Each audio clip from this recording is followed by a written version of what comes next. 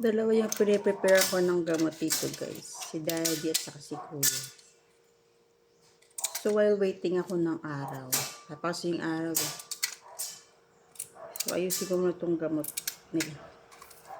Gupit-gupitin ko na para mas mabilis. Kapag kuha-kuha na lang. Ganun. Si Kuya, ang BP ni Kuya dati, 200 plus over 100 plus. Buti ngayon normal na. Kasi nga, sabi ko kailangan talaga ipa-check up si Kuya. Kasi ang BP niya nga, sobrang taas.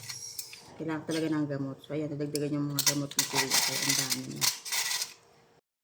Si Kuya, anak ni patient yun. Ayan, ready na yung pang breakfast ni Kuya.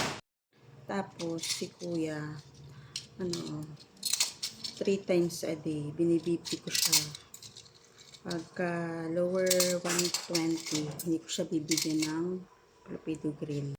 Si Daddy naman, yung patient ko, is mababa talaga yung BP niya. Sabi ng doktor, normal lang naman daw yung sa aging. So, wala nang in-adjust na gamot. BP tayo, Dad.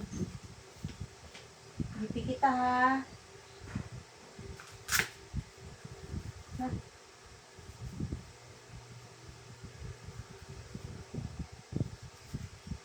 Magpaaraw na tayo, no? Almusal na tayo, no? Ready na? Let's go. Yes? Kain na almusal?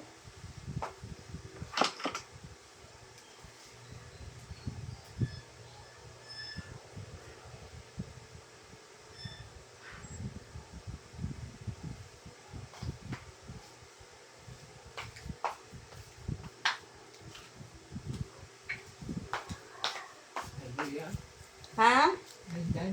Opo.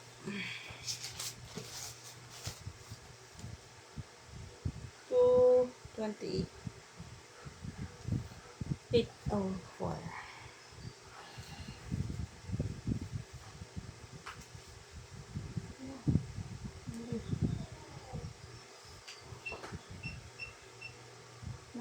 Over 50 over 60.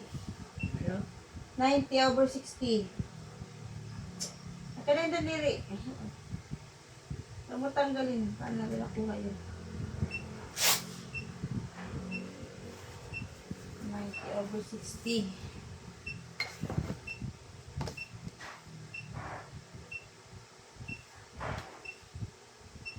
97, 62. Tagal na ano eh. Patak na tayo sa mata, Daddy. Ay, meron na. 36.3. Oh my God.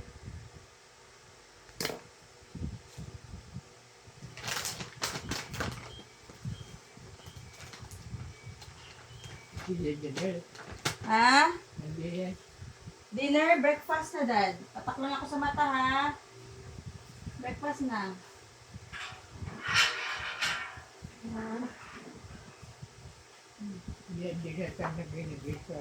Nag-dinner tayo. Nag-midnight snack pa nga tayo, eh.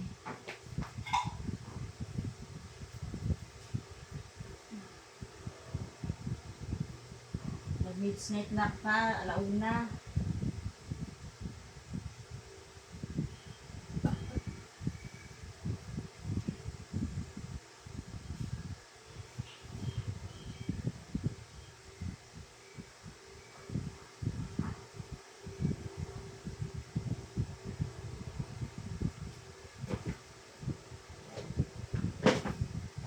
Oral care tayo, Dad.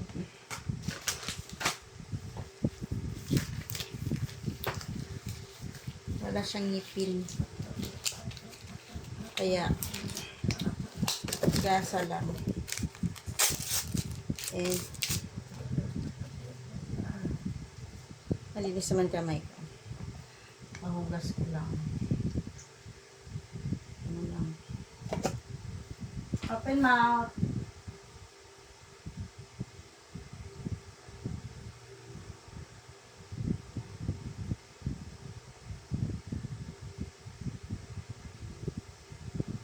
One more. Wait lang, ah.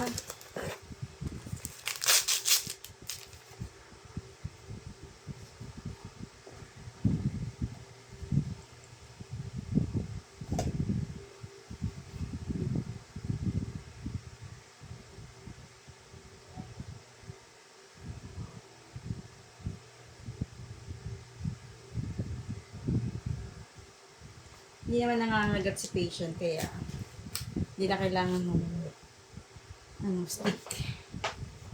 Pang depressor stick. Nangangagat. Ha? Ano, Dad? Ano sinasabi mo, Dad? Maya-maya pa yun, Dad. Maaga pa lang kasi. Maya-maya pa yun.